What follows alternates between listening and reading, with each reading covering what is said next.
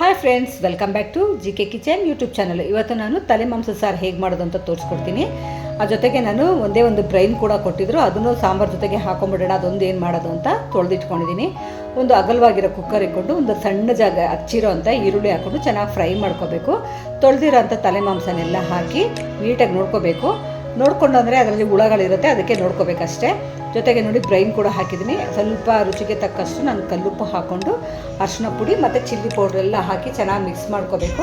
Mix ಮಾಡಿ ಬೇಯಕ್ಕೆ ಇಟ್ಕೊಂಡು ನಾನು ಮಸಾಲೆ ರುಬ್ಬೋದು ಹೇಗೆ ಅಂತ ತೋರಿಸ್ಕೊಡ್ತೀನಿ. ತುಂಬಾ ಚೆನ್ನಾಗಿರುತ್ತೆ. ಮುದ್ದೆಗೆ, ಚಪಾತಿಗೆ, ದೋಸೆಗೆಲ್ಲ ಇದು ನಾನು ಮಾಡ್ತಾ ಇರೋದು ಇವತ್ತು ಮುದ್ದೆಗೆ. ನೋಡಿ, ಇವಾಗ ಈರುಳ್ಳಿ, ಸ್ವಲ್ಪ ಹುರ್ಗಡ್ಲೆ, ಸ್ವಲ್ಪ ಗೋಡಂಬಿ, ಒಂದೇ ಒಂದು ಟೊಮೆಟೊನು, ಶುಂಠಿ, ಚಕ್ಕೆ, ಲವಂಗ, ಮೆಣಸು, ಆಮೇಲೆ ಸ್ವಲ್ಪ ತೆಂಗಿನಕಾಯಿ, ಬೆಳ್ಳುಳ್ಳಿ, ಪುದೀನ ಸೊಪ್ಪು, ಕೊತ್ತಂಬರಿ ಸೊಪ್ಪು ಇಷ್ಟು ಹಾಕ್ಕೊಂಡು ಇವಾಗ ಹುರ್ಕೋಬೇಕು. ಲಾಸ್ಟಲ್ಲಿ ಹುರಿದಾದ್ಮೇಲೆ ಒಂದು ಸ್ಪೂನಷ್ಟು ಧನಿಯಾ ಪುಡಿ ಹಾಕ್ಕೊಂಡು ಸ್ವಲ್ಪ ತಣ್ಣಗಾದ್ಮೇಲೆ ಇದನ್ನು ರುಬ್ಕೊಂಬಿಡೋಣ. ನೋಡಿ, ಇದೆಲ್ಲ ಸ್ವಲ್ಪ ಡ್ರೈ ಆಗಿದೆ. ಆವಾಗ ನಾವು ಮಸಾಲೆನ ರುಬ್ಬಿರೋಂಥದ್ದು ಹಾಕ್ಕೊಂಡು ನಮ್ಗೆ ಎಷ್ಟು ಬೇಕೋ ಅಷ್ಟು ನೀರು ಹಾಕಿ ಒಂದು 3 ವಿಷಲ್ ಕೂಸ್ಕೊಂಡ್ರೆ ತುಂಬಾ ಚೆನ್ನಾಗಿರುತ್ತೆ. ಕೂಗೋಷ್ಟೊತ್ತಿಗೆ ಮುದ್ದೆನೂ ಮಾಡೋಣ ಅಂದ್ಕೊಂಡೆ.